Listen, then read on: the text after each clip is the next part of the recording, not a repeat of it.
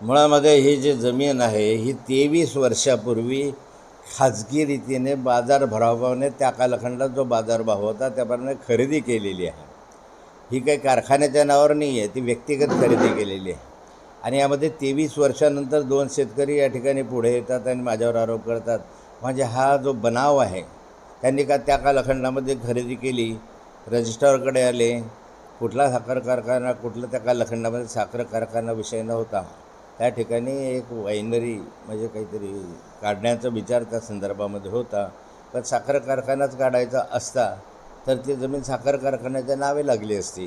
ती खाजगी जमीन आहे, खाजगी वाटाघाट येत आहे, त्यांनी त्या ठिकाणी येऊन खरेदी करून दिलेली आहे.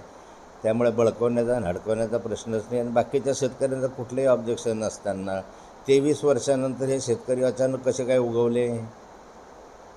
त्यांनी जमिनी परत करण्याची मागणी केली आपल्याकडे. जमिनी परत वगैरे ज्या खरेदी केलेल्या आहे त्या करता येत नाही. खरेदी केली आहे ना, कशासाठी परत करायचा? मुळामध्ये ज्या जमिनीच खरेदी करून दिल्या तुम्ही ते परत करण्याचा विषयच काय आहे? तो काही साखर कारखान्याच्या नावावर असते तर परत करता आली असती. ते खाजगी जमीन आहे, खाजगी पैसे दिलेले आहे, व्यक्तिगत व्यवहार आहे, आपल्या खात्यामधनं पैसे दिलेले आहे.